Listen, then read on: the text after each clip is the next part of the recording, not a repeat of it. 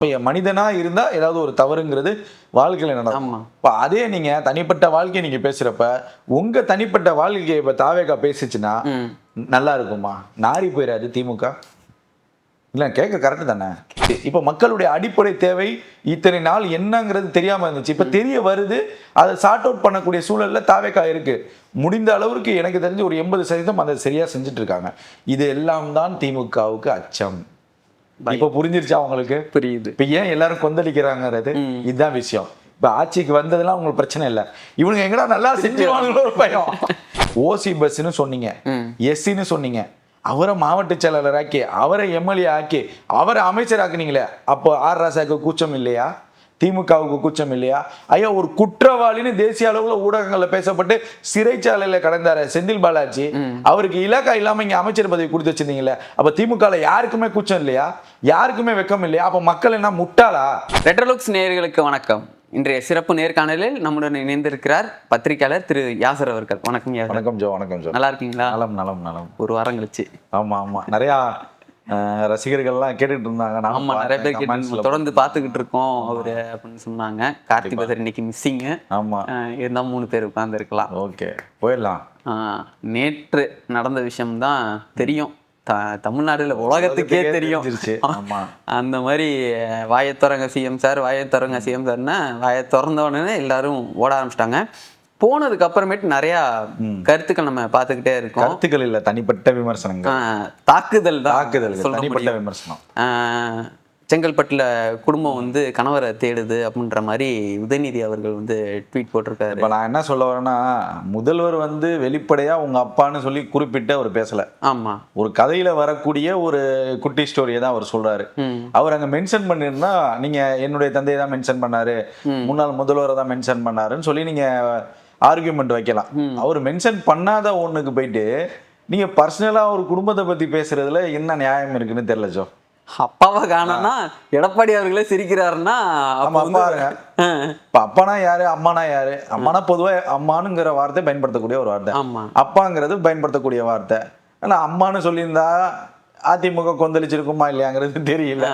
அப்பான்னு சொன்னனால இவங்க ஏன் கொந்தளிக்கிறாங்கன்னு புரியல. அப்படிங்கிற மாதிரி தாய்மானவர்னு சொல்லியிருந்தா ஒருவேளை கொந்தளிச்சிருக்கலாம். அப்பான்னு தானே அந்த மாதிரி தான் ஓடிட்டு இருக்கு நேற்று சட்டமன்றம்.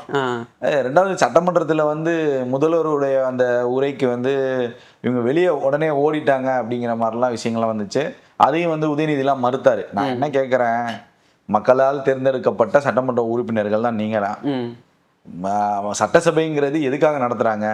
மக்களுடைய தேவைகளை பூர்த்தி செய்யக்கூடிய ஒரு இடமா தான் சட்டசபை இருக்கு. சட்டமன்ற உறுப்பினர்னு நீங்க எதுக்கு போறீங்க? உங்களுடைய தொகுதிகளுடைய குறைகளை சொல்ல போறீங்க. என் தொகுதிக்கு இதெல்லாம் வேணுங்கிறத நிறைகளை கேட்டு வாங்குறதுக்காக போறக்கூடிய இடம் தான் சட்டசபை. நீங்க அங்க பேசாம அறிவாலயத்துக்கும் வீட்டுக்கும் வந்ததுக்கு அப்புறம் ஆளுக்கு முன்னாள் அமைச்சர்கள்லாம் ஒரு வீடியோ பேசுறாங்க, பத்திரிகையாளர் சந்திக்கிறாங்க. அதுல என்ன நியாயம் இருக்குன்னு சரியா தெரியல. நீங்க மக்கள் தேர்ந்தெடுக்கப்பட்டு நீங்க அந்த சட்டசபைக்கு போறீங்க. அப்போ மக்களுக்காக நாங்க நிக்கிறோம் அப்படின்னா, அவர் பேசி முடிச்சோன்னா அமைதியா கேட்டு பார்ட்டி ஃபண்டுன்னு சொன்னதுக்கு அப்புறம் தான் உங்களுக்கு கோவம் வருது. சரி, நீங்க அமைதியா கேட்டு முடிச்சுட்டு பார்ட்டி ஃபண்டுக்கான ஆதாரம் இருக்கா வெளியிடுங்க, அடுத்த சட்டசபையில வெளியிடுங்க, இல்ல சட்டசபை முடிஞ்சு ஒரு அறிக்கையை தாக்கல் செய்யுங்க. ஏதோ ஒண்ணு நீங்க சொல்லியிருந்தா அங்கேயே அந்த சம்பவங்கள் முடிஞ்சிருக்கும். பார்ட்டி ஃபண்டுன்னு சொன்னோன்னா கொந்தளிச்சுக்கிட்டு வெளியே வந்த அவசியம் என்ன சொல்லிட்டாங்கன்னா, நீங்க திமுக பார்ட்டி ஃபண்டுன்னு நீங்க சொல்லலன்றதுதான் உங்களுக்கு ஒரு கோபம். அது என்ன இவ்வளவு தூரம் சொல்லிட்டீங்க, உங்களுக்கு என்ன அவ்வளவு ஒரு குறைச்சலா? திமுக பார்ட்டி ஃபண்டுன்னு சொல்லியிருந்தீங்கன்னா நாங்க வந்து சந்தோஷமா உட்கார்ந்துருப்போம். திமுகன்னு சொல்லலன்றதால எடப்பாடி பாவம் அவர் வந்து நொந்து நூடல்ஸ் ஆகி இருக்காரு. நான் அவருக்குமே அங்க அவரும் பெருசா பிளே பண்ண மாதிரி தெரியல இந்த சட்டமன்றத்துல. பார்ட்டி ஃபண்டுன்னு சொன்ன உடனே கோபம் வந்தது திமுகவுக்கு தான். எல்லாமே அதுவும் நீங்க பாருங்களேன், டக்குன்னு சேகர் பாபு எழுந்திருக்கிறாரு, டக்குன்னு செந்தில் பாலாஜி எழுந்திருக்கிறாரு. இப்படிதான் இருக்கு. பின்னாடி பார்த்துட்டு அனிதா ராதாகிருஷ்ணன். சோ அப்ப இது ஏன் உங்களுக்கு கோவம் அப்படிங்கிற ஒரு கேள்வி இருக்கு. நீங்க முடிஞ்சதுக்கு அப்புறம் சட்டமன்றம் அவரு முதல்வர் பேசினதுக்கு அப்புறம் திருப்பி நீங்க பதில் தாக்குதல் கொடுங்க, பதிலடி நீங்க கொடுக்கணும்ல. அதுக்கு தானே சட்டமன்றத்துக்கு மக்கள் உங்களை அனுப்புறாங்க. நீங்க போயிட்டு வெளியே வந்துட்டு இது பண்ணிட்டு வந்தீங்கன்னா அதுக்கு என்ன, யார் பொறுப்பு? நிர்வாகம் பொறுப்பு இல்லைன்னு சொல்லுவாங்கல்ல, அந்த மாதிரி கதையா இருக்கு. அது அங்க உள்ள வந்து ஷூட்டிங் பண்ணிட்டு இருக்காங்கன்னா இவர் வெளியில வந்து எல்லா கேமரா முன்னாடி வச்சுட்டு இவர் ஷூட்டிங் உட்கார்ந்துட்டு இருக்காரு. அது ஒரு பாருங்க, பத்திரிகையாளர்களை உதயநிதி சந்திக்கும் அழகை பாருங்கள். தைரியம் இருக்கா, திராணி இருக்கான்னு கேக்குறாங்க. நான் என்ன கேக்குறேன், உலகமே லைவ் பாக்குது. ஓட்டு போட்ட எல்லா மக்கள் வீட்லயும் 11 மணி 12 மணி ஆனா சீரியல் பார்ப்பாங்க. இப்ப சட்டசபையை பாக்குறாங்க. உண்மையிலுமே கிராமத்துல ஆமா, நிஜமா இப்ப சட்டசபையை தான் பாக்குறாங்க. ஆமா. முதல்வர் எப்படி பேசுறாரு, என்ன நடக்குது, நம்ம கூட இருந்த ஒருத்தர் எம்எல்ஏ இருக்காரு, நம்ம கூட இருக்கிறவர் ஒருத்தர் மினிஸ்டர் இருக்காரு, அவர் என்ன நம்ம தொகுதியை பத்தி பேச போறாங்கிறத 11-12 மணி ஆனா கிராமப்புறங்கள்லயே நாடகம் எல்லாம் பார்க்கக்கூடிய நேரத்துல சட்டசபையை பார்க்க வச்சிருக்காருல்ல, அதே ஒரு பெரிய மாற்றம் தானே. அப்ப நீங்க அங்க பேசாம வெளியே வந்து பத்திரிகையாளர்கிட்ட பேச வேண்டிய அவசியம் என்ன இருக்கு? கமெண்ட்ஸ் என்ன வருதுன்னா படம் தோத்து போயிரும் போல இருக்குது. சட்டசபை பார்க்கும்போது படத்துல நடக்கிறது கூட தோத்து போயிரும். அந்த அளவுக்கு பேச வேண்டிய இடத்துல பேசினா தானே ஜோ அது கரெக்டா இருக்கும். ஆமா. இப்போ மக்கள் எல்லாம் பாக்குறாங்க, உங்களுக்கு தெரியுது. லைவ் கட் பண்ணிட்டீங்கன்னு சொன்னீங்க, இந்த முறை லைவ் கட் பண்ணல, அப்ப நீங்க பேச வேண்டியதானே. அப்ப கேள்வி வருது இல்ல, அப்ப இது என்ன அநாகரிகமான பேச்சுன்னு எனக்கு தெரியல. இப்ப சட்டசபை முடிந்ததுக்கு அப்புறம் வெளியே வந்து பேசுறதுங்கிறது எப்படி ஏற்புடையா இருக்கும் நான் கேட்கறேன். நீங்க பதில் அடிங்கிறது அங்க கொடுத்துருக்கலாம். பெரிய நீங்க நினைக்கிற மாதிரி ஒரு ஜெயலலிதாவோ இல்ல எம்ஜிஆரோ அங்க இல்ல. உங்களை போன்ற நீங்களும் திரைத்துறையில இருந்தா வந்தீங்க. ஒரு கல் ஒரு கண்ணாடி, நண்பன்டா, இந்த மாதிரி படத்துல நடிச்சு, மாமன்னன் போன்ற படத்துல நடிச்சுதான் வந்திருக்கீங்க. இப்ப நீங்களும் திரைத்துறையை சார்ந்தவர் தான், அவரும் திரைத்துறை சார்ந்தவர் தான். அவர் முதல்வர், நீங்க எதிர்கட்சி தலைவர். பேச வேண்டியதானப்பா. நான் கேட்கறது கரெக்ட் தானே. நீ அங்கேயே பேச வேண்டியது தானே, அங்கேயே ஃபைட் பண்ணுங்க. நம்மளாம் லயோலா காலேஜில் ஒன்னா படிச்ச ஸ்டூடெண்ட்ஸ்ன்னு சொல்றீங்க. அப்ப அங்கேயே பேச வேண்டிய என்ன அச்சம் வந்துச்சுன்னு நான் கேட்கறேன். பார்ட்டி ஃபண்டுன்னு சொன்னோன்னே திமுகவுக்கு கோவம் வந்துச்சு. அதுல ஒரு சில கமெண்ட்ஸ் எல்லாம் பார்த்தேன். இவர் டிஷர்ட் போட்டு வந்திருக்காரு, சட்டை போட்டு இருந்தா கிழிச்சிருப்பாரான்னு கேட்டிருக்கான். நான் என்ன நினைச்சேன்னா, விஜய் அவர்கள் வந்து நம்பி லைவ் போயிட்டு இருக்கு, மக்கள் பார்த்துட்டு இருக்காங்க. முதல்வன் படத்துல வரும் பாத்தீங்களா, அந்த மாதிரி லைவ் போயிட்டு இருக்கு, மக்கள் பார்த்துட்டு இருக்காங்க, இன்னும் முடியல, கொஞ்சம் உட்காருங்க அப்படின்னு சொல்லி அதுதான் அவர் சொல்லிட்டாரு. இருந்திருந்தா அதை நான் பண்ணிருக்கலாம் அப்படின்னு தான் அந்த செய்தியை பண்ணாரு அவரு. இதுதான் என்ன வெளியே வந்துட்டு பேச வேண்டிய அவசியம்ங்கிறது தேவையில்லை. மக்களால் தேர்ந்தெடுக்கப்பட்டு தான் சட்டமன்றத்துக்கு போறோங்கிறப்ப நீங்க அங்க மக்கள் பாக்குறாங்கன்னா நீங்க அங்கேயே லைவ்லயே பேசிருக்கலாங்கிறத நம்மளுடைய கருத்தை நம்ம பாக்குறோம். நீங்க வெளியே வந்து எதிர்த்துட்டு அதை தனிப்பட்ட தாக்குதலா கொண்டு போறாங்கல்ல. ஒரு மனிதனுடைய இயல்புங்கிறது இந்த உலகத்திலே வந்து எந்த ஒரு மனித உயிரினங்களும் தப்பே செய்யாத உயிரினம்னு சொல்லி நம்ம ஒதுக்க முடியாது. ஆமா. நீங்க உலகத்துல எவ்வளவு பெரிய ஆளா இருந்தாலும் சரி, ஒரு சர்வாதிகார ஆட்சி நடத்தக்கூடிய ஒரு சர்வாதிகார வல்லமை மிக்க மன்னர்களா இருந்தாலும் சரி, அதிபர்களா இருந்தாலும் சரி, தவறு செய்யக்கூடிய மனிதர்களே நீங்க இருக்க முடியாது. அப்ப மனிதனா இருந்தா ஏதாவது ஒரு தவறுங்கிறது வாழ்க்கையில நடக்கும். இப்ப அதே நீங்க தனிப்பட்ட வாழ்க்கையை நீங்க பேசுறப்ப உங்க தனிப்பட்ட வாழ்க்கையை இப்ப தாவேகா பேசிச்சுன்னா நல்லா இருக்குமா? நாரி போயிடாது திமுக? இல்ல கேட்க கரெக்ட் தானே. அடி கொஞ்சம் கேட்டு வாங்கிக்கிறாங்க, வேற ஒண்ணும் இல்ல. நீங்க அவரோட குடும்பத்தை மட்டும் தான் பேசுறீங்க. ஆமா. சுற்றி இருக்க அமைச்சர்கள்லாம் நீங்க உங்களால பேச முடியாது. ஆனா திமுக பேசணும்னா எம்எல்ஏல இருந்து கவுன்சிலர் முறை கொண்டு பேசலாம், எல்லாத்தையும் பேசுவாங்க. அப்ப நாரி போமா? தனிப்பட்ட வாழ்க்கையை நீங்க தான் தோன்றீங்க. அப்ப அந்த தனிப்பட்ட வாழ்க்கையை அவர் பேசினாருன்னா உங்களால தாங்க முடியுமா? நான் கேட்கறதுக்குதான். திமுகனால தாங்க முடியுமா? ஒண்ணு இல்ல, திமுக இருக்கக்கூடிய உட்கட்சியிலே எப்பா அந்த கவுன்சிலரை பத்தி தகவலை சொல்லு, எம்எல்ஏ பத்தி தகவலை சொன்னா அவர் இவருன்ட்டு லீக் ஆகிக்கிட்டே இருக்கும். எதுக்கு இந்த தனிப்பட்ட பிரச்சனைன்னு நான் கேட்குறேன். அவர் வந்து வச்ச குற்றச்சாட்டு வேற, பார்ட்டி ஃபண்டு. நீங்க வீடியோக்கு வெறும் விளக்கத்தை கொடுக்குறீங்க. அதாவது உதயநிதி பேசுறப்ப அந்த விளக்கத்தை பேசல, மற்றவர்கள் பேசினாங்க, சிவசங்கர் போன்றவர்கள் தான் பேசினாங்க. அப்ப நீங்க உதயநிதி வந்து செங்கல்பட்டில் கோட்டில் காணோம்னா அப்ப நீங்க பார்ட்டி ஃபண்டை பத்தி அந்த வீடியோல நீங்க பேசியிருக்கணும்ல. ஒரு தவறுதலான தகவலை முதல்வர் கொடுக்கிறார், திமுகவுக்கு களங்கம் ஏற்படுகிறது, திமுக அது போன்று எதுவும் செய்யவில்லை, அதற்கான ஆதாரங்கள் இருந்தால் முதல்வர் விஜய் அவர்கள் உடனடியாக அதற்கு பதில் கொடுக்கவும் அப்படின்னு சொல்லி நீங்க வெளியிடவும் சொல்லி அந்த பதிவுலயும் சேர்த்து இந்த பதிவு போட்டிருக்கலாம்ல. ஏன் அதை பத்தி பேசல? அதுக்கப்புறம் அடுத்த தூதுவர் வராரு, யாருன்னா சிவசங்கர் வராரு. இப்ப அவர் பொண்ணு அடுத்து ஒருத்தர் வராரு. இப்ப இன்னைக்கு திரும்பி பாத்தீங்கன்னா RS பாரதி வராரு. எதுக்கு இதுன்னு நான் கேக்குறேன். அவர் சொன்ன ஒரு விஷயத்த எங்கெங்கயோ கோத்து என்னென்னமோ, அதாவது சும்மா இல்லாம, நான் தான் எல்லா வீடியோலையும் சொல்றேன், ஒரு 8 மாதம் ஒரு 10 மாதங்கள் வரைக்கும் அமைதியா இருங்க. நீங்களே வாயை விட்டு எல்லா இடங்கள்லயும் மாட்டிக்கிறீங்க. புரியுதா? இப்ப நீங்களே அதாவது தாவேகாவுக்கு திமுக பத்தி சில இடங்கள் தெரியாது, அது இவங்களே இன்ட்டு கொடுத்துட்றாங்க. புரியுதா? அப்ப இதை நோண்ட ஆரம்பிச்சிடறாங்க தாவேகா. அது ஏன் செய்யணும்னு நான் கேட்கறேன். ஒரு 10 மாசம் அமைதியா இருங்க, ஒரு 8 மாசம் அமைதியா இருங்க. அதுதான் செய்ய பொறுத்துக்க முடியல ஜோ. மெயினான ரீசன் என்னன்னா, திமுகனால அதை பொறுத்துக்க முடியல. என்ன பொறுத்துக்க முடியலன்னா, வெற்றி பெற்றதுங்கிறது ஒரு கான்செப்ட். முதல்வரே சொல்லிட்டாரு, நான் எங்க தயவால தான் ஆட்சி நடக்குதுன்னு, அதுக்கு நம்ம தனியா வருவோம். இவங்க ஏன் பொறுத்துக்க முடியல அப்படிங்கிறத நான் சொன்னா, பணிகள் கடுமையா செய்யுது தாவேகா. உண்மையிலுமே பணிகள் கடுமையா செய்யறாங்க.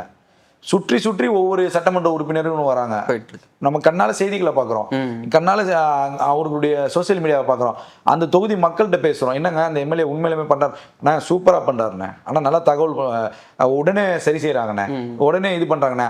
அரசு துறையில் அரசு இயந்திரத்தில் இன்னைக்கு லஞ்சங்கிறது பயமாக இருக்குது. ஆமாம். இப்போ ஜோக்கே ஒரு பிரச்சனை பணம் கொடுத்து தான் நம்ம போகணும் அப்படின்னா கொடுக்க முடியும். ஒரு அச்சம் வருது அதிகாரிகளுக்கு. எங்கடா இவன் கேள்வி கேட்க ஆரம்பிச்சிட்டான். இப்போ இவ்வளோ நாள் கேள்வி கேட்காத இளைஞர் எதுக்கு சார் அந்த பணம் கேட்குறீங்க அப்படின்னு கேள்வி கேட்க ஆரம்பிச்சிட்டான். இன்னைக்கு ரோட்ல ஒரு கான்ட்ராக்ட் நடக்குதுன்னா தாவேகாவை சேர்ந்த ஒரு அடிப்படை உறுப்பினர் போய் கேட்குறான், இது என்னங்க தரம் இல்லாமல் இருக்கு, இது எங்க அரசுக்கு தானே கேட்ட பேரு, தரம் இல்லாம ஒரு சாலையை போறீங்க, தரம் இல்லாம ஒரு வேலையை பாக்குறீங்க, இதனால மக்களுக்கு பாதிப்புன்னு உறுப்பினரை கேள்வி கேட்கறான். அப்ப இதெல்லாம் கடந்த ஆட்சியில கிடையாது, கடந்த 60 ஆண்டுகள்ல கிடையாது. ஒரு கான்ட்ராக்ட்னா கான்ட்ராக்ட் முடிச்சு விட்டு வந்துருவான், அவ்வளவுதான். இன்னைக்கு அந்த மக்களை வாக்களித்த மக்களை கேள்வி கேட்கிற நிலைமை உண்டா இருக்கு. அப்ப அதெல்லாம் அவர்களுக்கு அச்சம். இப்ப லஞ்சம் ஒழிஞ்சிருக்கு, என்னென்ன பணிகள் நடக்குதுன்னு உற்று கவனிக்கப்படுது. அப்ப இதெல்லாம் எங்கடா இவங்க தெளிவாயிருவானுங்களாங்கிற ஒரு பயம் வந்துருச்சு. அதுதான் இவங்களால பொறுத்துக்க முடியல. மற்றபடி வெற்றி அடைஞ்சதோ ஆட்சி அமைஞ்சதோ பிரச்சனை இல்லை. இவங்க நல்லா பண்ணிட்டாங்கன்னா நம்ம 40 வருஷத்துக்கு வர முடியாது, இவங்க நல்லா பண்ணிட்டாங்கன்னா நம்ம 30 வருஷத்துக்கு முறை முடியாது. ஆர்எஸ் பாரதி ரொம்ப முக்கியமான சிக்கல்ல மாட்டிருக்காரு. ஏன்னா உள்ளாட்சி எலெக்ஷன்ல ஒரு மேயர் ஜெயிச்சுட்டா நான் மீசி எடுத்துக்கிறேன் இருக்காங்க. இப்போ ஒரு பக்கம் மீசி எடுத்துட்டு நம்ம எப்படி பார்க்க முடியும், அதை பாருங்க.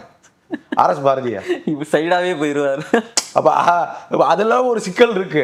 இப்ப இதெல்லாம் ஒரு பெரிய அச்சத்துல இருக்காங்கன்னு தான் நான் பாக்குறேன். வயசுக்கு வந்தா என்ன, வரலன்னா என்ன, இதுக்கு மேல நீங்க மீச வச்சா என்ன, வைக்கலன்னா என்ன. அவரு வாயை விட்டுட்டாரு. ஒருவேளை ஒரு மேயர் ஜெயிச்சுட்டாங்கன்னா என்ன பண்ணுவீங்க? சவர செட்டோட காலைல வந்து நிக்க போறான்னு. எல்லா மேயரும் வேணாம்ப்பா, அவர் சொல்றது ஒரு மேயர். அந்த ஒரு மேயர் எங்கேயாவது ஜெயிச்சுட்டாங்கன்னா என்ன பண்ணுவீங்கன்னு நான் கேட்கிறேன். அப்ப இவங்களுக்கு எல்லாம் அந்த அச்சம் வந்துருச்சு. உள்ளாட்சி எலெக்ஷன்ல அடி வரும், நல்லா செஞ்சுட்டா உள்ளாட்சி எலெக்ஷன்ல அடி விழுந்துரும், நல்லா செஞ்சுட்டா எம்பி எலெக்ஷன் 40 காலி ஆயிரும். அப்ப திமுகவுக்கு ஒரு அச்சம் வந்துருச்சு. காங்கிரஸும் திமுக கூட இல்ல அப்படிங்கிறப்ப அப்ப எம்பி எலெக்ஷனுக்கு ஒரு ஆபத்து இருக்கு. ஒரு குறுநில மன்னர்களாக அந்த 40 எம்பி தேர்தல் வச்சோன்னா 40 பேர் நாடாளுமன்றத்தில் உட்காரக்கூடிய சூழல் இருந்துச்சு.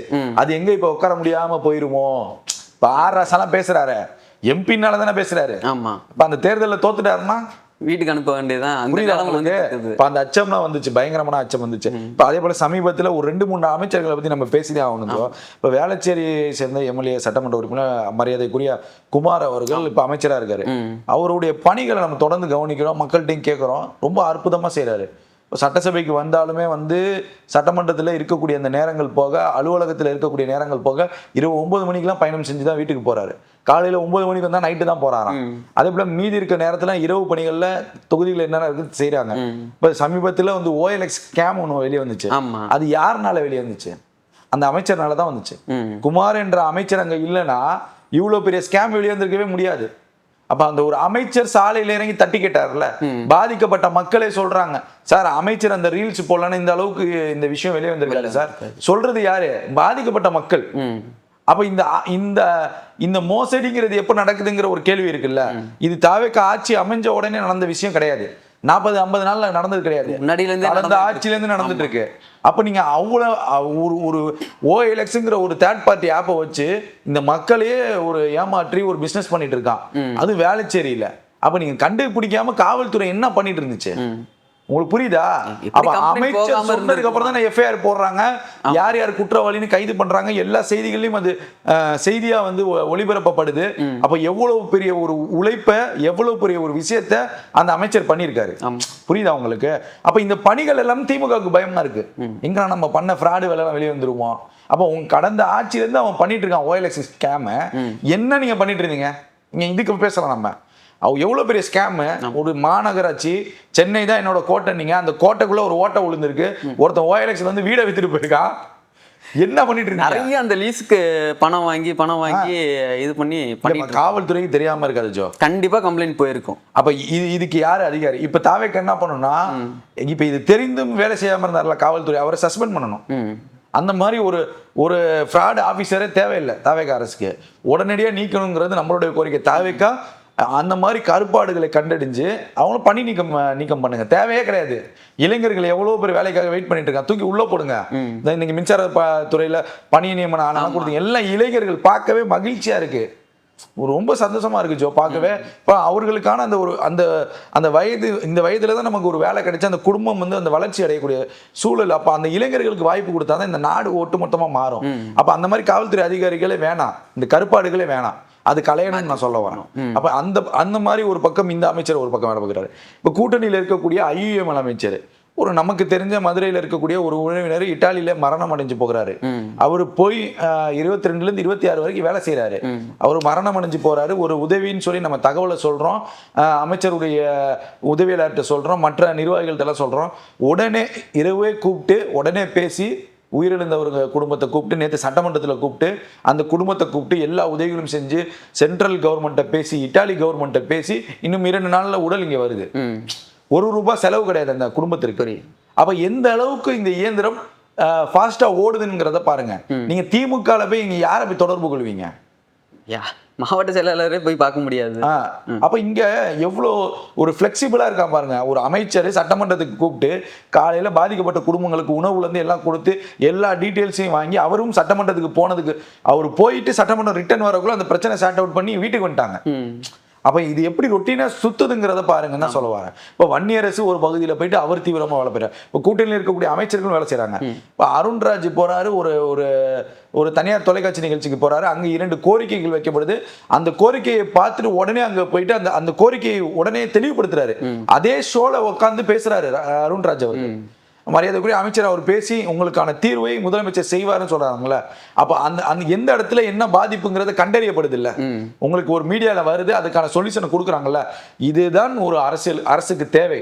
இதுதான் ஒரு அரசியல் மாற்றம்ங்கிறத நம்ம பத்திரிகையாளராக பார்க்குறோம். சும்மா நீங்கள் கொள்கை அதெல்லாம் இப்போ போயிருச்சு. இப்போ மக்களுடைய அடிப்படை தேவை இத்தனை நாள் என்னங்கிறது தெரியாமல் இருந்துச்சு. இப்போ தெரிய வருது. அதை சார்ட் அவுட் பண்ணக்கூடிய சூழலில் தாவேக்கா இருக்கு. முடிந்த அளவுக்கு எனக்கு தெரிஞ்சு ஒரு 80% அதை சரியாக செஞ்சுட்டு இருக்காங்க. இது எல்லாம் தான் திமுகவுக்கு அச்சம். இப்போ புரிஞ்சிருச்சா உங்களுக்கு? புரியுது. இப்போ ஏன் எல்லாரும் கொந்தளிக்கிறாங்கிறது இதுதான் விஷயம். இப்போ ஆட்சிக்கு வந்ததெல்லாம் உங்களுக்கு பிரச்சனை இல்லை. இவனுங்க எங்கடா நல்லா செஞ்சுருவாங்களோ ஒரு பயம். அதுக்குதான் இப்போ ஊரா போறாராம, ஒவ்வொரு மாவட்டமா போறாராம. போய் என்ன பிரயோஜனம்? இளம் ரத்தம் பாய்ச்சறதுக்காக போறாராம். ஏற்கனவே வயல்ல தண்ணி வர மாட்டேங்குது, என்ன பண்ண முடியும்? இல்ல ரத்தத்தை வர பாக்க போறீங்களா? இல்ல இப்போ ஸ்பீடா வேலை செய்யறாங்களா? இனி ரொம்ப ஆக்டிவா ரொம்ப சுறுசுறுப்பா இருக்குமா? அது எப்படி மக்கள் ஏத்துக்குவாங்கன்னு தெரியல. மக்கள் தீர்ப்பளிக்கக்கூடியவர்கள். நீங்க இப்போ இன்னைக்கு RS பாரதி கூட பேசுறப்ப சொல்றோம், நாங்க ஒரு வழக்கு போட்டிருந்தா விஜய் அரசு, அது என்ன வழக்கு சொல்ல வேண்டியது தானே தெளிவா? கரூர் அந்த இன்சிடென்ட்டுக்கு சொல்லுங்க, போடுங்க, போட்டுக்க வேண்டியது தானே. யார் உங்களை போட வேணும்னு சொன்னா? எங்க 41 பேர் செத்து போயிருக்காங்க. குற்றவாளி அவர் தான்ங்கிற உங்க பார்வையில தெரியுது இல்ல. நீங்க அன்னைக்கே போட்டுக்கலாம்ல. உங்களை யாரு போட வேணும்னு சொன்னா? பேசுங்க, இப்ப வெளிப்படையா பேசுங்க. அரசியலுக்கே வர மாட்டார், ஓடி போய் போட்டிருக்க வேண்டியதானே சார். நீங்க இப்ப அந்த தோணி இருக்குல்ல, அவங்க பேசக்கூடிய அந்த தோணி இருக்குல்ல, அவரு விஜய் விட்டுருக்க மாட்டான் வச்சுக்க, அது என்ன தோணின்னு நான் கேட்கிறேன். மக்கள் தேர்ந்தெடுத்திருக்காங்க. நீங்க அப்ப மக்களை மதிக்கவே மாட்டீங்களா? அவங்க மக்களாவே மதிக்க மாட்டீங்களா? மக்கள் வாக்கு செலுத்தினா நம்பவே மாட்டீங்களா? நீங்க நான் என்ன கேட்கறேன் அததான் இதுல சொல்றேன். இது தமிழ்நாடு உங்க சொந்தா? சும்மா பட்டீங்க, அதுக்கு தானே காசு வாங்குனீங்க. அப்ப நாங்க இதெல்லாம் பண்ணாதான் செய்வோம், இப்படிதான் நாங்க பேசுவோம். அதான் காசு வாங்கிட்டு அவர் சொன்ன மாதிரி போட்டுட்டாங்கல்ல. இதுக்கு மேல மதிப்பு தேவையாது உங்களுக்கு? இல்ல அந்த தோனி பாருங்களேன் ஜோ, அது என்ன அந்த அதிகார திமிருன்னு நான் கேட்கறேன். அப்படின்னா இது என்ன தமிழ்நாடு உங்களுடைய சொத்தா? தமிழ்நாடு உங்களுக்கு மட்டும் சொந்தமா? ஏன்னா அவனுக்கு தகுதி இல்லைன்னு நான் கேட்கறேன். என்ன தகுதி இல்லை? நீங்க ஒரு முதல்வர் ஆகி உட்கார்ந்துருக்காரு, அவருக்கு என்ன தகுதி இல்லைன்னு நான் கேட்கிறேன். இதே அமைச்சர் மூர்த்தி சட்டமன்றத்தில் உட்கார்ந்து ஒரு கல் ஒரு கண்ணாடி, நண்பெண்டா போன்ற படங்களில் நடித்த எங்கள் சின்னவரே மன்னவரேன்னு புகழ்ந்தாரு சட்டமன்றத்துல. அப்ப RS பாரதி எங்க போனாரு? அப்ப இனிச்சிச்சு, இப்ப கசக்குதா? இப்போ உங்களுக்கு வந்தா தக்காளி சட்னி, எங்களுக்கு வந்தா தக்காளி சட்னி, உங்களுக்கு வந்தா ரத்தமா அப்படிங்கிற அந்த டைலாக் மாதிரி தான் இருக்கு. இது என்ன எனக்கு புரியல. நீங்க வெளிப்படையா ஒண்ணு பண்றீங்க, உள்ள வேற மாதிரி பண்றீங்க. ஏன் பண்ணணும்னு நான் கேட்கறேன். இப்போ மக்கள் தெளிவாயிட்டாங்க. அவர் விஜய் அவர்கள் சொன்ன விஷயம் டிரான்ஸ்பரண்ட் கவர்மெண்ட், எந்த ஒளிவு மறைவு இல்லை. ஒளிவு மறைவு இல்லாம தானே செஞ்சுட்டு இருக்காங்க. ஏதாவது மறைச்சு செஞ்சுட்டு இருக்காங்களா அப்படிங்கிற ஒரு கேள்வி இருக்கு. சின்ன சின்ன தவறுகள் அங்கங்க நடக்கும். இது தவறுகள் இருந்தாதான் அது ஒரு அரசியல் கட்சி. ஆமா, அது இப்போ சரி பண்ணிட்டு தான் இருக்காங்க. இப்போ திருச்சி மாவட்ட தலைவர் ஒரு ஆடியோ கூப்பிட்டு வார்ன் பண்ணியிருக்காங்க. இப்போ எங்கெங்க பிரச்சனைகள் இருக்கோ அங்கே வார்ன் பண்ணுறாங்க. இந்த பாலியல் குற்றம், பாலியல் தொடர்பில் ஈடுபட்ட தாவேக்கணும் உடனே அவனை கட்சியிலேருந்து தூக்கி FIR போட சொல்கிறாங்க. கடந்த ஆட்சிகளில் ஏன் FIR போடலை? எவ்வளோ 60 வருடம் ரெக்கார்டு எடுத்து பேசுவோம். அப்போ ஏன் போடலைங்கிற ஒரு கேள்வி இருக்கு. இப்போ இவ்வளவு விஷயங்களை மறைச்சிக்கிட்டு வெளிப்படையா ஒன்று உள்ள ஒண்ணுங்கிறது ஏன் பேசுறீங்க? இப்போ இன்னைக்கு அது CPM சண்முகம் கூட பேசியிருக்காரு. திமுக உள்ளே வேறு வெளியே வேறு, புடலங்காய் கூட்டணி புடலங்காய் கொள்கைன்னு சொல்லியிருக்காரு. இப்போ இதுக்கெல்லாம் அவர் பதில் சொல்லுவார் RS பாரதி? பதில் சொல்லுங்க பார்ப்போம். இப்ப இவ்வளவு விஷயங்கள்லாம் இருக்கு. அதே போல துரை வைக்க சொல்லியிருந்தாரு, உங்களது சோபா நன்றி கெட்டு போயிட்டீங்க அப்படின்றாங்க. ஆராசா அவர்கள் அதான் சொல்றாங்க, உங்களுக்குலாம் நன்றி விஷயம் கிடையாது, ஏன்னா இப்படி போய் வந்து இல்ல அலைறீங்க அப்படின்னு கேக்குறாரு. ஆராசாக்கு எனக்கு ஒன்றும் புரியல, என்ன வன்மம்னு புரியல. கூட்டணி கட்சிகள் கூட்டணியில அமைச்சரவையில் இடம்பெற்றது என்ன வன்மம் நான் கேட்கிறேன். நீங்களும் ஒரு தாழ்த்தப்பட்ட சமுதாயத்திலிருந்து வந்தீங்க. நான் இன்னைக்கு எம்பியா இருக்கேன், நான் இன்னைக்கு மத்திய மந்திரியா இருக்கேன், என் பொண்ணு இன்னைக்கு லண்டன்ல படிக்கிறான்னு பெருமையா பேசுறீங்கல்ல, உங்களுக்கு கீழே இருக்கக்கூடிய திமுக நிர்வாகிகளுடைய குழந்தை லண்டன்ல படிக்குதா கேட்கிறேன். நான் கேட்கிறேன், அவருடைய வம்சத்துல வந்த உங்களுக்கு கீழே இருக்கிறவங்க எம்பி ஆயிருக்காங்களா, இல்ல எம்எல்ஏ ஆயிருக்காங்களா, இல்ல கவுன்சிலர் ஆயிருக்காங்களா? ஐயா, அட்லீஸ்ட் ஒரு மாவட்ட செயலாளர் ஆக்கிருக்கீங்களா? காமிங்க. ஆர்எஸ்ஆ காமிங்க. ஃபோக்கஸ் வந்து நவரக்கூடாது. குதிரைக்கு வந்து கடிவாளம் எப்படி கட்டுறாங்க அந்த மாதிரி தான் என் ஃபோக்கஸ் எல்லாம் அந்த ஒரு குடும்பத்தை நோக்கி தான் இருக்கு. அது தாண்டி இவரே இவர் குடும்பத்தை இழிவுபடுத்திக்கிறாரு. அப்படிதான் நம்ம பார்க்கணும். அப்ப உங்களுக்கு கீழே எத்தனையோ பேர் இருக்காங்க, அடித்தட்டு மக்கள். அவர்கள்லாம் முன்னேறினாதாயா சமூக நீதி, அவர்களுக்கெல்லாம் எல்லாம் கிடைச்சாதாயா சமூக நீதி. அப்புறம் நீங்க இத்தனை ஆண்டு காலம் மைக்க பிடிச்சி மேடையில கொள்கை பெரியார்னு பேசி என்ன பிரயோஜனம்? நான் தப்பா பேசல, சமூக நீதி எல்லாம் வேணாங்க, உதயநீதி இருந்தா போதுங்கன்றாரு. அதான் சொல்லுவாரு. அப்ப நம்ம சரியானதான கேள்வி கேட்கிறோம். அப்ப உங்களுக்கு என்ன, அப்ப ஐயா விடுதலை சிறுத்தைகளுக்கு ஒரு அமைச்சரவைங்கிறது எவ்வளவு பெரிய கனவு. ஆமா, அந்த மக்கள் எவ்வளவு நாளா போராடிட்டு இருக்காங்க. ஒண்ணுமே கிடையாது. விசிகால ஒரு ஒற்றை மனிதர் தலைவர் திருமாவளவன், அவரை வைத்து மட்டும்தான் அந்த கட்சியுடைய வளர்ச்சி, முழுமையான வளர்ச்சி. இப்ப அவரை ஒரு தலைவரா நம்பி அவரு கீழே இருக்கக்கூடிய மாவட்ட செயலர், மாநில பொறுப்பாளர்கள், ஒன்றியத்திலிருந்து எல்லாருமே கடுமையா பணி செய்யறாங்கல்ல. ஒரு போஸ்டர் அடிச்சு சுவர் விளம்பரம், நீங்க இன்னும் கிராமப்புறங்கள்லாம் போனீங்கன்னா சின்ன இடத்துல கூட திருமாவளவனுடைய அந்த விளம்பரங்கள் இருக்கும். அப்ப அந்த அளவுக்கு அவங்க பணியை செஞ்சு அந்த கட்சியை கொண்டு வந்து முன்னேறி, அவர்களுக்கு இருக்கக்கூடிய ஆசை சட்டமன்றத்துல ஒரு அதிகாரம், சட்டமன்றத்துல உங்களுக்கு ஒரு அமைச்சரவையில இடம், புரியுது அவங்களுக்கு. அப்ப அது அவங்களுக்கு கிடைத்திருக்கு அப்படின்னா அவனுக்குலாம் கையை கட்டி ஆமாசாமி போட்டவன் அமைச்சர் ஆயிட்டானேங்கிற அச்சமா ஆர்எஸ்ஆக்கு கேள்வி கேட்க தோணுது இல்ல. அப்ப வன்னியரசு அமைச்சரானதும் உங்களுக்கு பிடிக்கலையா? வெக்கமே இல்லைங்கிற வார்த்தைங்கிறது எப்படிப்பட்ட வார்த்தை எனக்கு புரியல. அப்ப ஒரு தாழ்த்தப்பட்ட சமுதாயத்திலிருந்து ஒரு கட்சி வலுப்பெற்று இன்னைக்கு 8% வாக்கு அந்த ஒற்றை மனிதரால அவர் காலெல்லாம் பாத்தீங்கன்னா வீங்கி கிடக்கும். இன்னைக்குமே ஒரு 100-200 தொண்டர்கள் வந்தாலும் அசோக் நகர்ல பார்த்துட்டு போகக்கூடிய தலைவனா திருமாவளவன் அவர்கள் இருக்கிறார். அப்பேற்பட்ட கட்சியில இருந்து அவர் ஒரு விளிம்பு நிலையிலிருந்து ஒரு சமுதாயம் முன்னேறி ஒரு அதிகாரத்துல உட்காருது அப்படின்னா அது அதே சமுதாயத்தை சேர்ந்த ஆர்எஸ்ஆக்கு பிடிக்கல அப்படின்னா இது சமூக நீதியா எடுத்துக்கிறதா, இல்ல வன்மமா எடுத்துக்கிறதா, இல்ல இது பெரியார் கொள்கையில இருக்குன்னு இருக்குதா, இல்லைன்னு எடுத்துக்கிறதா? நீ அப்பெல்லாம் எதுவுமே பண்ணலாம் சொல்லக்கூடாது. மாமன்னன் படத்துல பக்கத்து வாசலுக்கு நேர ஆப்போசிட்ல சேர் போட்டு உட்கார வச்சாரு. அதுக்கு நான் இன்னொரு விஷயமும் சொல்றேன். வன்னியரசு சமீபத்துல ஒரு தனியார் யூடியூபுக்கு பேசுறப்ப ஒரு எவ்வளவு பண்பு மிக்க ஒரு விஷயத்த பேசினாரு. நாங்க வெற்றி பெற்றது திமுக, அதை நாங்க மறக்கவும் மாட்டோம், அதுக்கு நன்றி கடன் செலுத்துவோம்னு சொல்லியிருக்காரு. அப்ப அப்படிப்பட்ட பேசிய வன்னியரச நீங்க அந்த கட்சியை எப்படி கூச்சமே இல்லைன்னு ஒற்றை வெறும் ஒரு மாதிரி அந்த அநாகரிக அந்த ஸ்டைல் இருக்குல்ல, அந்த மாதிரி நீங்க பேசுறது எப்படி ஏற்புடையதா இருக்கும்? அப்ப நமக்கு இன்னொரு 2-3 கேள்வி கேட்க தோணுது. ஓசி பஸ்ன்னு சொன்னீங்க, எஸ்சின்னு சொன்னீங்க, அவரை மாவட்ட செயலாளர் ஆக்கி, அவரை எம்எல்ஏ ஆக்கி, அவரை அமைச்சர் ஆக்குனீங்களே, அப்போ ஆர்எஸ்ஆக்கு கூச்சம் இல்லையா? திமுகவுக்கு கூச்சம் இல்லையா? ஐயா, ஒரு குற்றவாளின்னு தேசிய அளவுல ஊடகங்கள்ல பேசப்பட்டு சிறைச்சாலையில கடந்தாரு செந்தில் பாலாஜி, அவருக்கு இலாக்கா இல்லாம இங்க அமைச்சர் பதவி கொடுத்து வச்சிருந்தீங்களே, அப்ப திமுக யாருக்குமே கூச்சம் இல்லையா? யாருக்குமே வெக்கம் இல்லையா? அப்ப மக்கள் என்ன முட்டாளா? நான் கேட்கற கரெக்ட் தானே? மக்கள் முட்டாளா? அப்ப நீங்க அங்க அமைச்சர் எவ்வளவு கேவலமான, இப்ப ஒரு ஊழல் வழக்கு பாது, கேவலமான வழக்கு, அதுல உங்க அமைச்சர் போய் சிறைச்சாலையில இருந்துட்டு 1 வருடம் சிறை அனுபவம் வாசம் பெற்றுட்டு வராரு, அவருக்கு இலாக்கா இல்லாத அமைச்சர் கொடுத்த அழகு பாத்தீங்களே, உங்களுக்கு எல்லாம் வெக்கமா இல்ல, சூடு சொரணை இல்ல அப்படின்னு திருப்பி கேட்கறாங்க. இப்ப மக்களுக்காக வந்து உழைச்சிருக்காரு, அதுக்காக ஒரு சுதந்திர போராட்ட தியாகியா சைனாக்கு போய் வார் பண்ணிட்டு வந்திருக்காரா, இல்ல அமெரிக்கா ட்ரம்புக்கு ஏதாவது ஆலோசனை கொடுத்துட்டு வந்திருக்காங்களா? இருந்தாலும் தேர்தல் காலத்துல மக்கள் பணத்தை மக்களுக்கு துரோகம் இழைச்சிருக்காங்க, மக்களுக்கு நன்றி கட்டு நம்பிக்கை துரோகம் பண்ணிருக்காங்க ஜோ. அப்ப உங்களுக்கு இதுல இது நான் சொல்லல, மக்களே காரி துப்புறாங்க. காலையில டீ கடையில வந்தா இவர் வந்து பேசுறாரு, அமைச்சருக்கு வந்து கூச்சம் இல்லையான்னு டீ கடையில பேசுறாங்க. இப்படி இருக்கு அரசியல். உங்களுக்கு புரியலையா? கிரவுண்ட் லெவல்ல ஃபுல் ஆயிடுச்சு பாலிடிக்ஸ். பாலிடிக்ஸ் பேசக்கூட, அதாவது நம்ம ஒரு கடையில டீ குடிச்சுட்டு இருக்கோம், கூட இருக்கிறவங்க 2 பேர் பேசுறாங்க. யாரு? முதல்வர் விஜய் அவர்கள் பேசுற பேச்ச அரசெல்லாம் என்னங்க பேசுறாப்ல, இதெல்லாம் தப்புங்க அப்படின்னு அவங்க 2 பேர் பேசுறாங்க, நம்ம காதால கேட்கிறோம். அப்ப அந்த அரசியலுங்கிறது இன்னைக்கு எப்படி ஒரு தோற்றத்திற்கு மாறி இருக்கு பாருங்க. இன்னைக்கு தற்கொலைன்னு சொன்னாங்க, அணில்னு சொன்னாங்க. அந்த தற்கொலையும் அணியில் தானே இந்த அரசியலை கொண்டு போய் சேர்த்திருக்காங்க, சந்து பொந்தெல்லாம். இப்ப நீங்க அதை பார்க்கணும்ல. இதெல்லாம் உங்களுக்கு ஒரு அச்சம். அதுதாங்க, அது அறியாமையில தான் இவங்க எல்லாரும் ஓட்டு போட்டுட்டாங்க. அது ஃபீல் பண்ணிட்டு இருக்காங்கல்ல, அதுதான் இப்போ எல்லாத்துக்கும் மக்களுக்கு தெரியப்படுத்துறாங்க திமுக. இப்ப எல்லாமே மக்கள் பாக்குறாங்க. பழைய வரலாறுலாம் தெரியாம இருக்கா? பழைய வரலாறுல யாருக்கும் இப்போ நீங்க வீட்டுல வயசானவங்க இருந்தா கேட்டு பாருங்க, கலைஞர் எப்படி தாத்தாரு, அவரு அவ்வளவு விஷயங்களும் சொல்லுவாரு. ஆமா, அது தனிப்பட்ட விஷயங்களும் சொல்லுவாங்க. எதுக்கு அவருடைய ஸ்டாலின் என்னன்னு கூட கேட்டு பாருங்க, ஒரு வரலாறு சொல்லுவாங்க. சும்மா இந்த மீசா மீசா மீசா இதைதான் சொல்லிட்டு இருக்காங்க. இப்ப மிஸ்ஸா வரக்கூடிய சூழலும் காலமும் வேறு, இப்ப இருக்கக்கூடிய இளைஞர்களுடைய சூழலும் காலமும் வேறு. இன்னைக்கு நீங்க மீசான்னு சொல்லி பேசுறீங்களா, மிசா மிசான்னு சொல்லி, மிசா முடிந்து அந்த போராட்டத்திற்கு பின்பு அது உங்களுக்கு தனிப்பட்ட உங்களுடைய சுய விளம்பரத்துக்காக பேசக்கூடிய விஷயம், அதை விட்டுருங்க.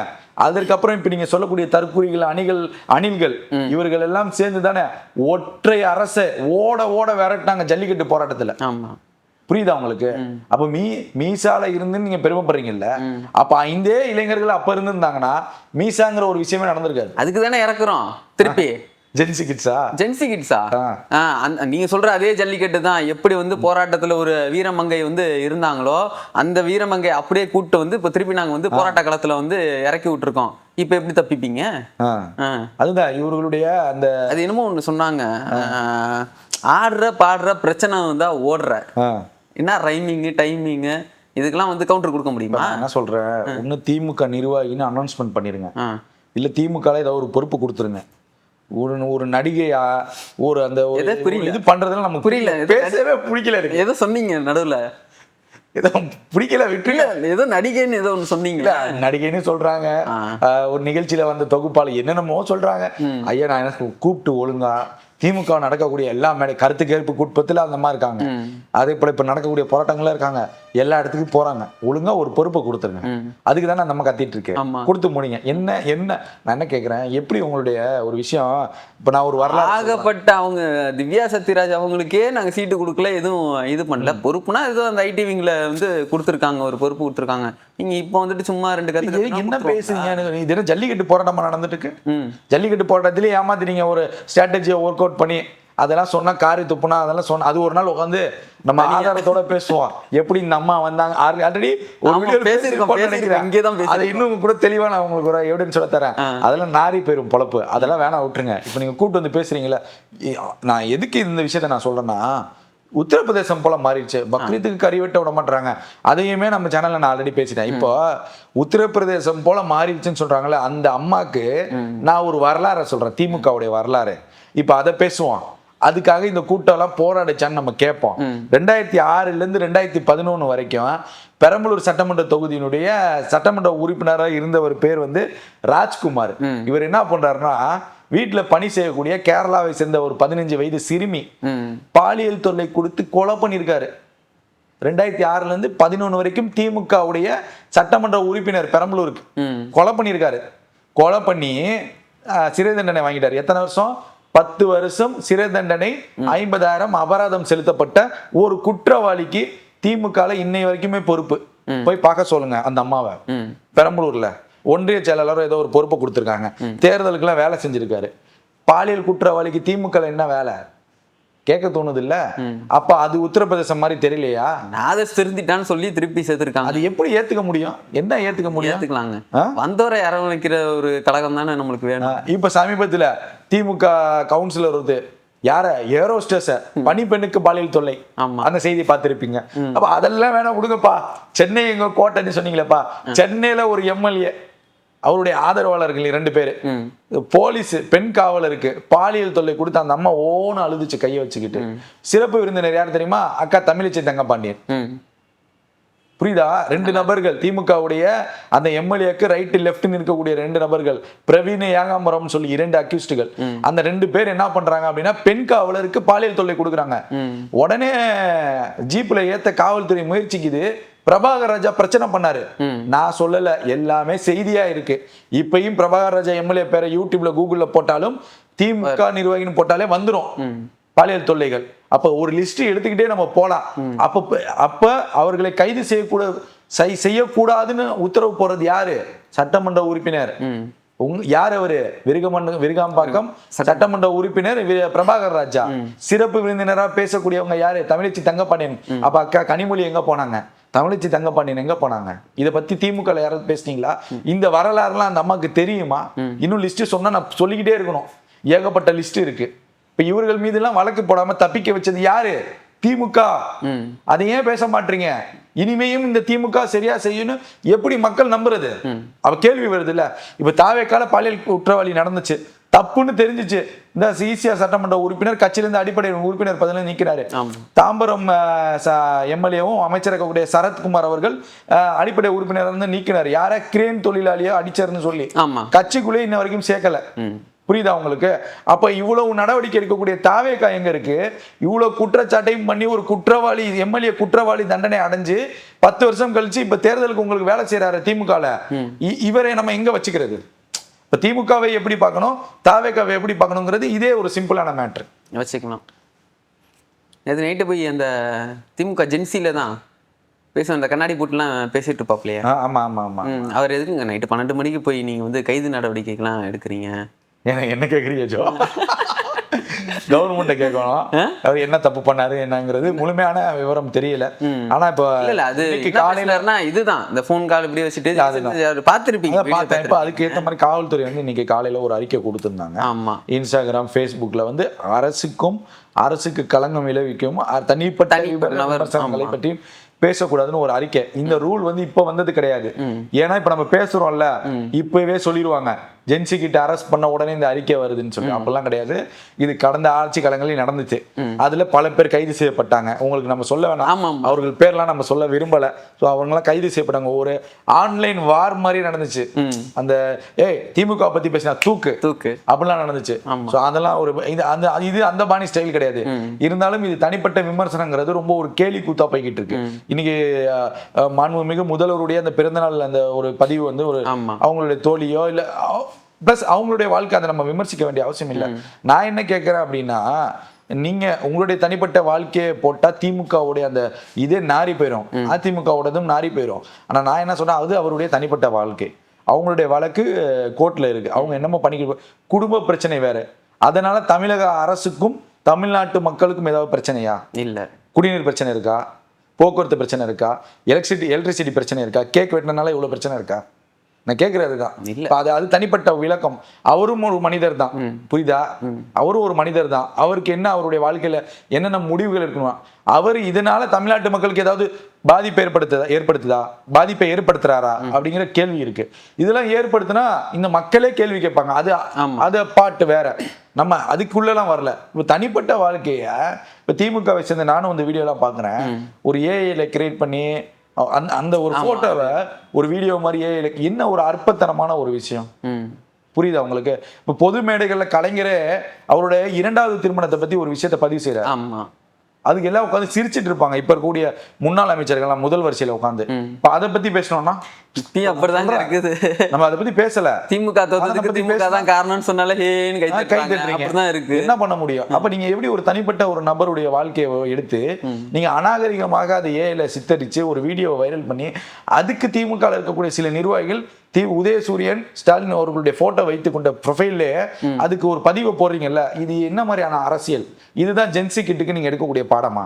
அதான் சொல்லி கொடுத்தாங்க. கேட்கறாங்களா உங்களுக்கு? அப்ப இதுதான் சொல்லி கொடுக்குறாங்களா? ஆமா, இதான் சொல்லி கொடுக்குறாங்க. இல்லைன்னா இந்த மாதிரி பேசுவோமா நாங்க? எனக்கு நான் எது கத்துட்டு வந்தேன்னா அதுதானே இங்க சொல்லி கொடுக்க முடியும். இப்போ தாவேக்கால பண்றாங்கன்னா அது அறியாமையில இருந்தாங்க, இன்னைக்கு ஆட்சிக்கு வந்துட்டாங்க. இன்னைக்கு எல்லாமே முழுவதும் கட்டுப்பட்டு போய்கிட்டு இருக்கு. இன்னைக்கு இதே தாவேக்காவினர் முதல்வர் சாலையில வந்தாருன்னா குதிக்கிற வேலைகள், டிரான்ஸ்ஃபார்மர்ல ஏழை செய்திகள்லாம் நம்ம பார்த்திருக்கோம், நம்ம அதை கண்டிச்சிருக்கோம். இன்னைக்கு ஒரு ஆள் இங்க இல்ல. உங்களுக்கு புரியுதா? அவங்களுடைய கனவு அந்த எய்ம்ங்கிறது அவரை முதல்வராக உட்கார வைக்கணும். அதோட அவங்க பாட் முடிஞ்சிருச்சு. இப்ப அவர் ஆட்சி செய்யறாரோ செய்யலையோ அது விமர்சிக்கக்கூடிய இடத்திற்கு தாவேக்காவினர் வந்துட்டாங்க. தப்புனா தப்புன்னு சொல்றாங்க, சரினா சரின்னு சொல்றாங்க. எந்த இடத்துல விமர்சிக்கணுமோ அதை விமர்சிக்கிறாங்க தாவேக்கான். அப்படிதான் விமர்சிக்கணும். உங்கள் தலைவராக இருந்தாலும் தவறு செஞ்ச தவறு தலைவர்னு விமர்சிக்கணும். அதுதான் ஆரோக்கியம், அதுதான் நாட்டு மக்களுக்கும் நல்லது, அதான் நம்ம மாநிலத்திற்கும் வளர்ச்சி. நீங்க தவறு செஞ்சவங்கள தவறுன்னு மன்னிக்காம அவருக்கு ஊதுக்குள்ளலாம் இருந்துட்டு இருந்தோம்னா அது நம்ம திமுகவை விமர்சிக்கிற மாதிரி தாவேக்காவை விமர்சிக்கக்கூடிய காலம் வந்துடும். அந்த மாதிரி பண்ணல. உடனே ஒரு ரியாக்ஷன் பண்றாங்க, ஆக்ஷன் பண்றாங்க.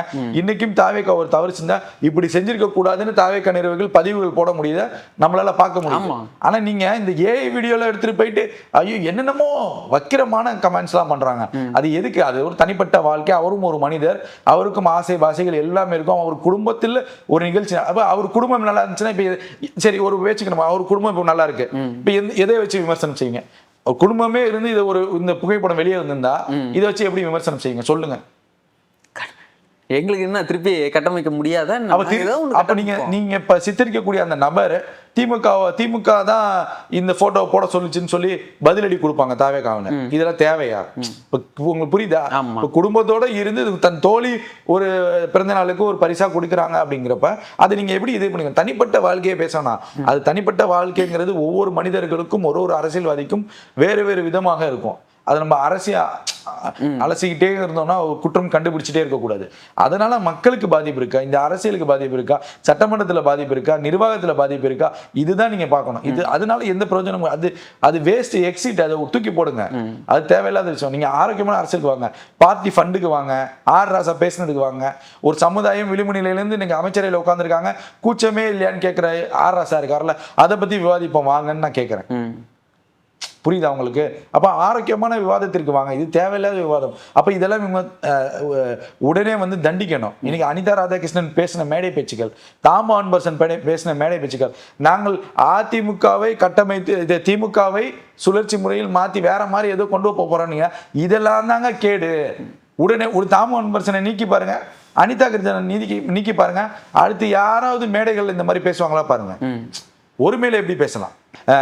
இவரு யாரு, நம்ம ப. சிதம்பரம் சொல்லியிருக்காரு, திமுகவுடைய இந்த கூட்டணி அமைஞ்சதுல இருந்த அதிகாரப்பூர்வ நாளேடு முரசொலியில ப. சிதம்பரம் ஒரு பேட்டி ஜூனியர் வீடன் கொடுக்கிறாரு. அதுல போட்டிருக்காங்க, முரசொலியிலேயே ராகுல் காந்தியை சித்தரிச்சு அவமானப்படுத்தி விமர்சனங்கள் வைக்குது திமுக. அப்ப எந்த மாதிரியான அணுகுமுறை இது? அரசியல் அணுகுமுறை. இப்ப இவ்வளவு விமர்சனங்கள்லாம் திமுக மீது வைக்கப்படுது இல்ல. இப்ப என்னன்னா ஒட்டுமொத்தமாக நம்ம பார்த்தோம் அப்படின்னா திமுகவுக்கு ஒரு பெரிய அச்சம் வந்துருச்சு. இது வாழ்வா சாவா ஆட்டம். இன்று மீண்டும் எந்திரிக்க முடியல அப்படின்னா 15 வருடம் 10 வருடத்திற்கு தாவேக்கா ஆட்சியா தான் இருக்கும். கொத்து கொத்தாக அதிமுக இருந்து வரதை பார்க்க முடியுது, கொத்து கொத்தாக மாற்று கட்சியிலிருந்து சேர நிலையை பார்க்க முடியுது. இப்ப அரசியல் படுத்தப்படக்கூடிய சூழலுக்கு தாவேக்கா வந்துருச்சு. அரசியல் மையம் ஆக்கப்படுது, நிறைய பயிற்சிகள் கொடுக்கப்படுது, நிறைய விஷயங்கள் கொடுக்கப்படுது. இவரெல்லாம் பேசவே மாட்டாருன்னு சொன்ன அமைச்சர் எல்லாம் சட்டமன்றத்தில் பேசக்கூடிய சூழல் வந்துருச்சு.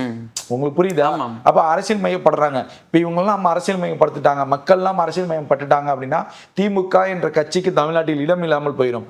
நீங்க தேர்தலில் விஜய் அவர்களுடைய பேரையும் தாவேக்கா பேரும் பேசாம இருந்ததே உங்களுடைய தோல்விக்கு ஒரு காரணம். எனக்கும் டெல்லிக்கும் சம்பந்தமே இல்லாத ரயிலுக்கு பிடிச்சு அந்த ரயிலை பத்தி பேசி என்ன பிரயோஜனம்? வர வேண்டிய ரயிலே கிடையாது, அந்த ரயில தான் ஏறி போறோம். ஆமா. அப்ப என்ன மாதிரியான கேவலமான அரசியலை நீங்க வச்சீங்க? டெல்லிக்கும் தமிழ்நாட்டுக்கும் சம்பந்தம் இல்லாத போர், அதை நீங்க தூக்கி கொண்டு வந்து தமிழ்நாட்டு மக்கள். ஆனா தமிழ்நாட்டு மக்கள் திட்டவட்டமாக ஒரு மாற்றத்தை நோக்கி இருந்தாங்க. அதுக்கான வெளிப்பாடு தான் இன்னைக்கு ஒரு வெற்றியா நம்ம பாக்குறோம். அப்ப இது எந்த மாதிரியான ஒரு அணுகுமுறைங்கிறது தெரியல. இப்ப சம்பந்தமே இல்லாமல் பாஜக அரசை தாவேக்கா பேச முடியும். ஏங்க தாவேக்கா இப்ப பேசணும்? ஏன் பேசணும்னா கேக்குறேன். இப்ப ஏதாவது கொண்டு வந்தாங்களா? தெளிவா ஆளுநர் உரையிலே சொல்லிட்டாங்க, இருமொழி கொள்கையை பத்தி பேசிட்டாங்க, மேகதாது அணையை பத்தி பேசிட்டாங்க, எல்லாத்தையுமே தெளிவா பேசி முடிச்சிட்டாங்க. அப்புறம் ஏன் பாஜக போய் எதிர்க்கணும்? பாஜகவா வந்தாலும் எதிர்ப்பாங்க, நீங்க வெயிட் பண்ணி பார்க்கணும். பாஜகவில் வந்தாலும் எதிர்ப்பாங்க. மேகதாது அணையை கட்டிடுவாரா வச்சிருவாரா? உங்களாலேயே முடியல 60 வருடமா. இப்ப ஜெயலலிதா அம்மையார் ஒரு விஷயம் சட்டமன்றத்தில் சொல்லியிருப்பாங்க, 2 விஷயங்கள் சொன்னா போதும், கச்சத்தீவு பூரண மது விலக்குன்னு சொன்னா போதும் திமுகவுக்கும். இப்போ அந்த மாதிரி ஆயிடுச்சு. பார்ட்டி ஃபண்டு ஊழல்னு சொன்னா போதும் ஓடிடுறாங்க. அந்த மாதிரி இருக்கு. கொளத்தூர்ல வேற ஒரு அழுகு குரல் கேக்குதுன்னு சொல்லி அவங்க சார்ந்த ஊடகத்திலே ஒரு செய்தியா வந்துச்சு. வேற தெரியல, ஒரு வேளை போயிருக்கலாம், ஏதாவது நைட் ரவுண்ட் போய் ஆமா ஆவி அழுகுது, அது ஆண் ஆவின்னாங்க. ஆணாவி. ஆமா, அந்த மாதிரிலாம் போயிட்டு இருக்கு. என்ன நடக்க போகுதுங்கிறத பொறுத்து தான் பார்க்கணும் ஜோ. கண்டிப்பாங்க சார், தொடர்ந்து நிறைய விஷயங்கள் நம்ம பேசுவோம் அடுத்தடுத்த காணொலிகள்ல. மிக்க நன்றி. நன்றி ஜோ.